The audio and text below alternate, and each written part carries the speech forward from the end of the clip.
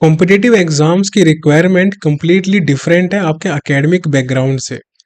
हो सकता है आप अपने एकेडमिक्स में क्वांट में काफ़ी अच्छे रहे हो, और ऐसे बच्चे भी मैक्सिमम टाइम्स प्रीलिम्स क्वालिफाई कर ही नहीं पाते। अब इसका रीज़न क्या है? क्योंकि जो बैंकिंग एग्जाम की रिक्वायरमेंट है, उसमें एक कंडीशन है कि आपको प्रीलिम्स में स्पीड चाहिए। अगर आपकी स्पीड कम है, तो आपके अटेम्प्ट्स भी कम रहेंगे। इसलिए स्पीड की इंपॉर्टेंस बहुत ज़्यादा है। आप ये समझ सकते हो कि speed is directly proportional to the number of attempts. जितने अटेम्प्ट्स आपके ज़्यादा होंगे, उतना ज़्यादा आपके चांसेस है कि आप आराम से प्रीलिम्स एग्जाम क्वालिफाई कर सकते हो। क्वांट सब्जेक्ट एक फियर बन चुका है बच्चों के माइंड में, स्पेशली वो बच्चे जो रिपीटर्स कैटेगरी में है, और वो बच्चे जो बिगिनर्स है। रिपीटर्स में वो बच्चे जो 2 साल से 4 साल से 6 साल से एग्जाम पे एग्जाम दिए जा रहे हैं, बट इनके प्रीलिम्स क्वालिफाई हो ही नहीं रहे। सबसे बड़ा कंसर्न तो यहाँ पर आता है। और बिगिनर्स में वो बच्चे जिनको कुछ पता ही नहीं है कि एबीसी क्या है एग्जाम की। उनको बस जैसा बताया जाए वो वैसा फॉलो करेंगे, और जब ये अगेन 2 साल बाद 4 साल बाद रिपीटर्स बन जाएंगे, then they will get to know कि जो उन्होंने किया था उसकी रिक्वायरमेंट है ही नहीं, करना कुछ और था और वो कर कुछ और रहे थे। तो समझो सबसे पहली बात तो, कि जो टॉपर्स होते हैं, जो हर एक एग्जाम क्वालिफाई कर लेते हैं प्रीलिम्स का, चाहे एसबीआई पीओ हो, आरआरबी पीओ हो, एबीपीएस पीओ हो, इनके अटेम्प्ट्स ज्यादा होते कैसे हैं? क्वेश्चन यहाँ पर ये है। अब कुछ बारीकी से चीजों पे बात करेंगे, और वो आप सभी को इम्प्लीमेंट करना है। प्रीलिम्स की रिक्वायरमेंट अलग होती है मेंस से। अभी हम बात करेंगे प्रीलिम्स एग्जामिनेशन की, क्योंकि बच्चों का अभी 5-6 दिन बाद आरआरबी पीओ का भी एग्जाम है, फिर आरआरबी क्लरिकल का भी एग्जाम होगा, उसके बाद आईबीपीएस क्लर्क, एसबीआई पीओ, सभी एग्जाम्स आने शुरू हो जाएंगे। तो अब यहाँ पर एक हम लेते हैं स्टूडेंट को जिसका नाम है राजू, और दूसरा स्टूडेंट है जिसका नाम है टोपर। ओके, ये टोपर है एक्चुअली में। अब यहाँ पर इनका डिफरेंस क्या है? हम बात कर रहे हैं क्वांट सब्जेक्ट की, इसकी प्रीलिम्स एग्जामिनेशन की। अब जो राजू है, इसके जो अटेम्प्ट्स है वो कम रह जाते हैं। एग्जाम्पल के तौर पे हम लेके चलते हैं यहाँ पर आरआरबी पीओ का एग्जाम। ठीक है, आरआरबी पीओ का हम प्रीलिम्स एग्जाम लेके चलते हैं, जहां पर क्वांट के कितने क्वेश्चन आते हैं? 40 क्वेश्चन आते हैं, और टाइम कितना होगा? 20 मिनट्स का होगा। अभी हाल फिलहाल में सेक्शनल टाइम इंट्रोड्यूस कर दिया गया है, राइट? तो यहाँ पर जो हमारा राजू भैया है, ये राजू भैया क्या करते हैं? ये बेसिक कैलकुलेशन में, अगर 5 क्वेश्चन सिंप्लीफिकेशन के हैं, तो उन 5 क्वेश्चन करने में ही इनको आराम से लग जाता है करीबन करीबन 7 से 8 मिनट के आसपास। फिर उसके बाद 5 नंबर सीरीज मिसिंग या रोंग जो भी आती है, और 5 क्वाड्रेटिक नंबर सीरीज और क्वाड्रेटिक, इनको करने में इनको लग जाता है कंपोजिट टाइम लगभग 6 से 7 या 8 मिनट के आसपास। अब आप मुझे एक बात बताओ कि अभी तक आपने लगभग 15 मिनट के अंदर कितने क्वेश्चन अटेम्प्ट किए हैं? 15 क्वेश्चन। ये मिनट है आपका, और ये क्वेश्चन है आपके, और क्या पता इससे ज्यादा भी टाइम लग जाए। फिर जब आप डीआई पे आओगे, जो कि 2 डीआई एग्जाम में आएगी, या तो एक डीआई आएगी और एक कैसलेट आएगी, या फिर दोनों डीआई ही आ जाएगी। तो जब तक आप उसका 1 या 2 क्वेश्चन करोगे, या जब तक आप उसका डेटा समझोगे, तब तक आपका टाइम ही कंप्लीट हो जाएगा। और ऐसा भी हो सकता है कि जो आपने यहाँ पर क्वेश्चन अटेम्प्ट किए, ये वाले 15 क्वेश्चन 15 मिनट के अंदर, इसमें से आपके 3 4 5 क्वेश्चन गलत भी हो जाए, क्योंकि आप समझ ही नहीं पा रहे कि इसकी रिक्वायरमेंट क्या है। तो यहाँ पर आपका स्कोर जब आएगा फाइनल, तो 40 में से कितना आएगा आपका? 8, 10, 12, 13, ये आपका स्कोर आएगा 40 में से। तो ऑब्वियस सी बात है, आपका फेल होना तय है। आप कंपीट कर ही नहीं पाओगे इन बच्चों से जो टॉपर्स में है। अब टॉपर्स क्या करते हैं? टॉपर्स बच्चे अगर 5 सिंप्लीफिकेशन है, तो इसको वो फिनिश कर देंगे मैक्सिमम 3 मिनट्स के आसपास, या मैक्स टू मैक्स मान के चलो आप 4 मिनट ले लो, कोई इशू नहीं है। और 5 नंबर सीरीज अगर मिसिंग वगैरह है, रोंग है, तो फिर वो हमेशा लास्ट में करना है, और वो भी हो जाती है। और 5 क्वाड्रेटिक, इनको करने में टाइम लगेगा, इनको हार्डली 4 से 5 मिनट के आसपास आराम से कर लेंगे। तो यहाँ पर लगभग देखा जाए तो 8 से 9 मिनट में इनके 15 क्वेश्चन हो गए, प्लस इनकी एक्यूरेसी भी अच्छी होगी। तो इनके मैक्स टू मैक्स 1 या 2 क्वेश्चन ही गलत होंगे होंगे तो, वरना वो भी शायद ना हो। फिर जब ये इनके 8 से 9 मिनट हो जाते हैं, फिर ये डीआई पे जंप करते हैं। फिर इनकी 2 डीआई आती है, एक यहाँ पर और एक यहाँ पर, या फिर एक कैसलेट भी हो सकती है डीआई की जगह। इसको भी वो कंप्लीटली फिनिश कर लेंगे लगभग 8 से लेकर और मैक्सिमम बता रहा हूँ 10 मिनट के आसपास, मैक्स टू मैक्स अगर क्वेश्चन लेंदी है तो यहाँ पर ये लगभग 18 मिनट के आसपास पूरा फिनिश कर लेंगे। और बाद में जाके ये 2 3 या 4 क्वेश्चन अर्थमेटिक के फिनिश कर लेते हैं लगभग 2 मिनट के अंदर अंदर। इतना इनकी स्पीड बन जाती है। अब यहाँ पर इनके जो नंबर ऑफ अटेम्प्ट्स है वो 20 मिनट में इनके 27 28 29 ऐसे अटेम्प्ट बन चुके हैं 40 में से। अब आप खुद सोचो कि टाइम तो दोनों के पास सेम था, लेकिन इनके जो अटेम्प्ट्स है, इनके जो मार्क्स आ रहे हैं वो 27 28 29 आ रहे हैं, या फिर 25 भी मान के चलो। और आपके मार्क्स कितने आ रहे हैं? 8 10 12 13। अभी भी अगर आप देखोगे तो आप इनसे कम से कम 10 नंबर पीछे हो, 10 नंबर। और एग्जाम में तो 0.25 सफिशियंट रहता है आपको पीछे करने के लिए, और ये तो 10 नंबर है। तो आपको क्या करना है, आप सुनो ध्यान से। अगर आपको compete करना है टॉपर्स को जल्द से जल्द और इनके लेवल पे आना है, तो कुछ चीजों का ध्यान रखना और आज से अभी से उनकी प्रैक्टिस करना शुरू कर देना। मैं बार बार बोलता हूँ, टेबल्स की इंपॉर्टेंस बहुत ज़्यादा होती है, उसके बाद स्क्वायर्स की इंपॉर्टेंस बहुत ज़्यादा होती है, then cubes, and then percentage, fractional values. ये चारों आपको रटी होनी चाहिए किसी कीमत पे।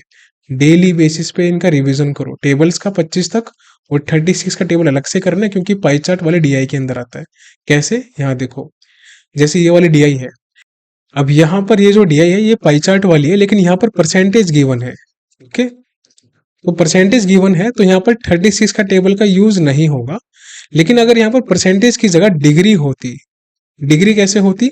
अगर ये 15% की जगह 15 डिग्री होता, अगर ये 12% की जगह 12 डिग्री होता, तो ऐसे में आपकी 36 की टेबल यूज में आती, क्योंकि 100% आपका इक्वल्स टू होता है 360 डिग्री से। ये इसका लॉजिक है। तो आपका 10% होगा कितना? 36 डिग्री। समझ आया? और 1% कितना होगा आपका? 3.6 डिग्री। तो अगर ये आपका 20% है, मान के चलते ये आपका 20 डिग्री है, तो अगर आपका 1 डिग्री 36% है तो 20 कितना होगा? 72%। ऐसे निकालना होता है। समझ में आ रहा है जो मैं कहना चाह रहा हूँ? तो अगर यहाँ पर डिग्री दिया होता तो डिग्री के हिसाब से यहाँ पर नंबर भी दिया होता, वो नंबर जो कि 36 से या फिर इसकी टेबल से आराम से डिविजिबल हो जाए। ये इसकी टेक्निक होती है, राइट? तो ये कुछ चीजें थी जो कि आपको बतानी थी। तो ये टेबल्स आपको करनी है 25 तक एनी हाउ, और 36 की अलग से करनी है। स्क्वायर आपको 60 तक याद होनी चाहिए, उसके अलावा 200 तक निकालना सीखो। क्यूब आपको 30 तक याद होनी चाहिए अच्छे से। और परसेंटेज, फ्रैक्शन वैल्यू सारी की सारी याद करो और डेली इनका रिवीजन करो। जब तक इनका रिवीजन डेली नहीं करोगे ना, इनका कोई यूज नहीं है।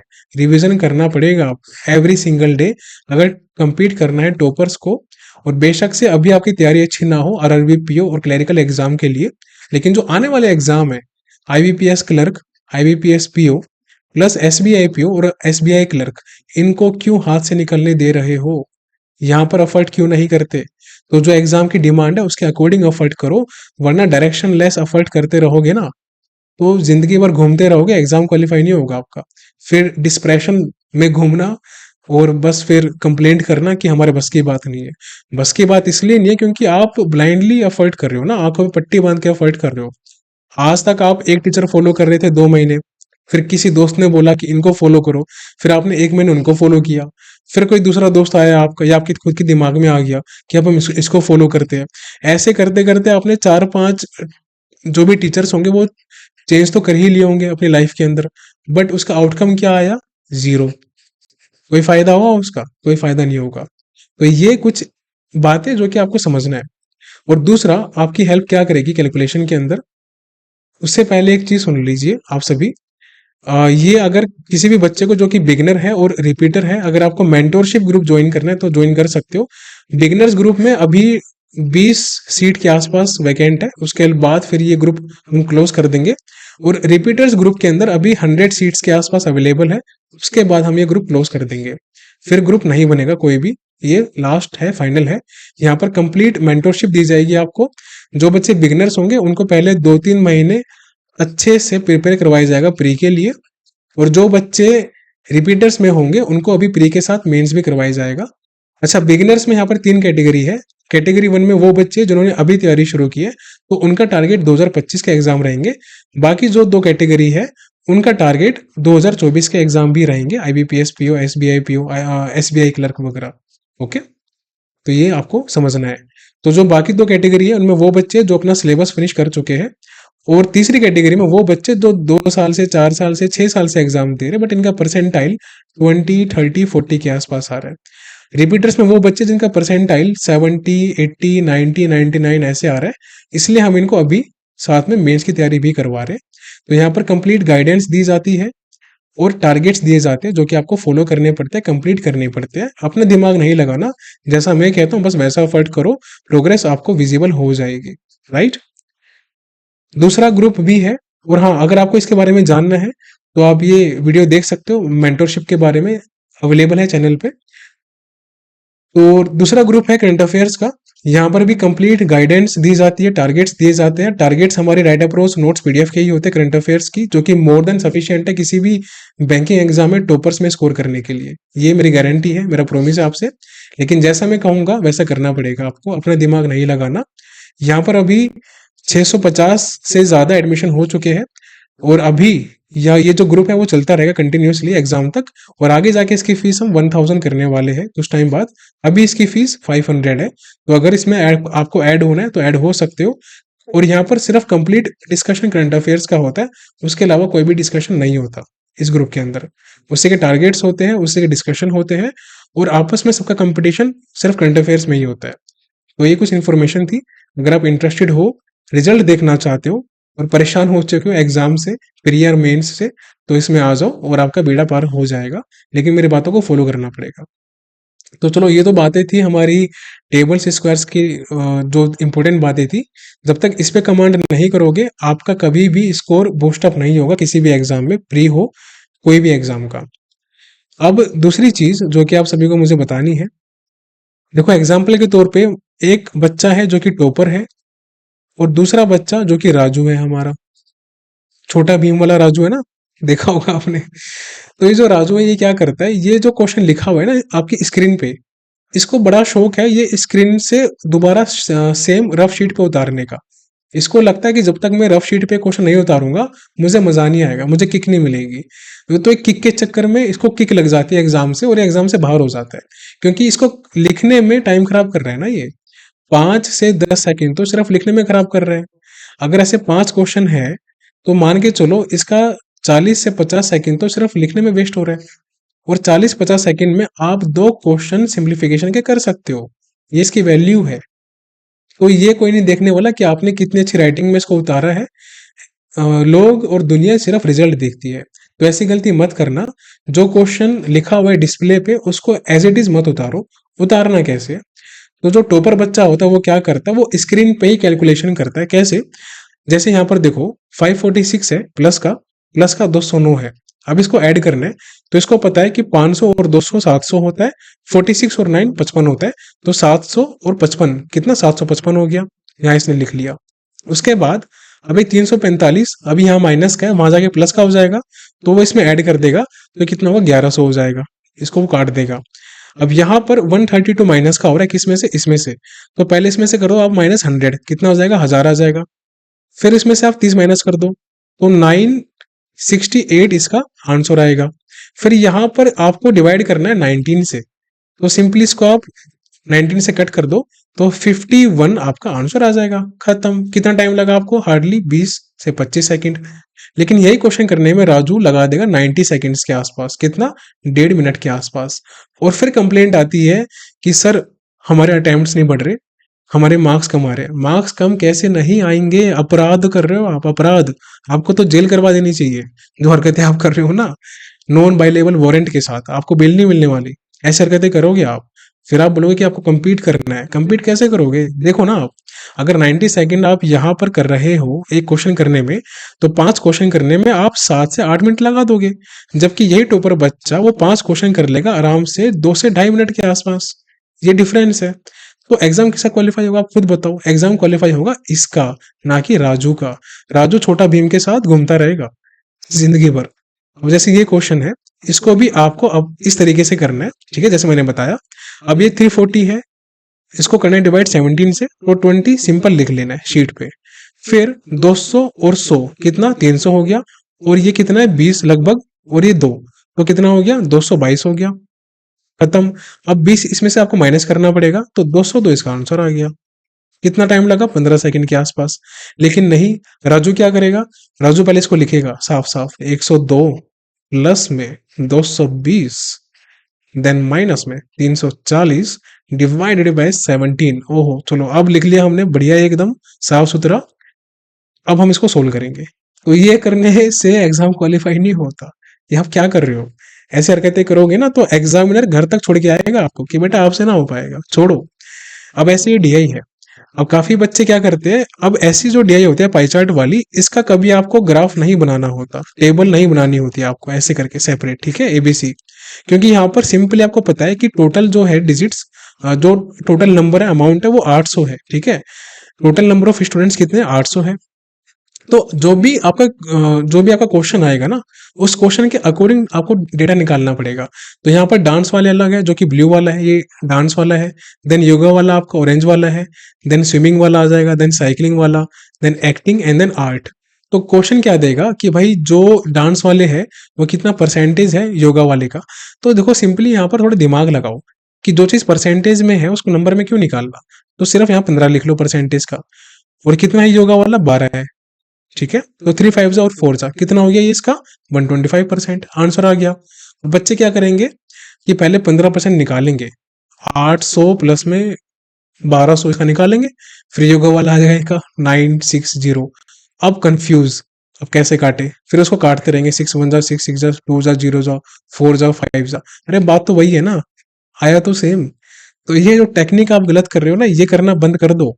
अच्छा, अब एक इंपॉर्टेंट टिप है जाते जाते। अगर आपको क्वांट में एक्सेल करना है तो जैसे मैंने बताया, टेबल से square cube fraction values daily basis पे करना है, और खुद से 20 से 30 मिनट प्रैक्टिस करनी है कैलकुलेशन की। ये कोई नहीं बताता, कैलकुलेशन की प्रैक्टिस खुद से करनी है। देखो सिंप्लीफिकेशन हो गया, नंबर सीरीज, क्वाड्रेटिक, डीआई, ये क्या है, ये कैलकुलेशन ही तो है। तो खुद से करो कैलकुलेशन। कैसे करना है, मल्टीप्लीकेशन करना है आपको, डिवीजन करना है, एडिशन और सब्ट्रैक्शन, इनकी प्रैक्टिस करनी है आपको डेली बेसिस पे। ओके, अब कोई भी नंबर ले लो, जैसे रैंडम नंबर कोई भी, 2 3 या 4 डिजिट्स का। एज एन एग्जाम्पल हम पहले मल्टीप्लीकेशन करते हैं। तो 123 मल्टीप्लाई 17 ये नंबर है। अब इसको आपको शर्त है कि आपको ये नंबर लिखना नहीं है, अपने माइंड में करना है पहले जितना हो सकता है। तो 123 मल्टीप्लाई 10 करो, पहले कितना आएगा 1230, सिंपल होता है एकदम। फिर आप मल्टीप्लाई कर दो 7 को, किससे, 123 से। तो कितना आएगा 123 मल्टीप्लाई 7, तो 21 6 और 8 861 इसका आंसर आ जाएगा। यहाँ इसको ऐड कर दो, तो ये कितना आ जाएगा आपका 902 2091, इसका आंसर आ गया, खत्म। ऐसे ही कोई नंबर है, मान लो 1 2 3 4 5 नंबर है, and you have to divide this number from 11। तो खुद से करो मल्टीप्लाई, खुद से करो इसका डिवीजन। तो 11 जा 11, 2 जा, देन इसके बाद 11 1 जा जाएगा, एंड देन जो भी नंबर आएगा इस तरीके से आपको करने हैं इसको, ठीक।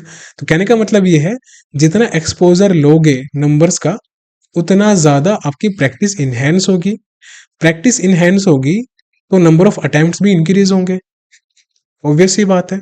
जब तक आप प्रैक्टिस करोगे ही नहीं खुद से 20 मिनट 25 मिनट 30 मिनट, तब तक कैसे आप इस पे कमांड करोगे। सिंप्लीफिकेशन डेली 50 लगाने का फायदा नहीं होता, बेशक से आप 10 लगाओ, लेकिन इसके अलावा ये चीज करना शुरू करो, ये आपका स्पीड बूस्ट करेगी।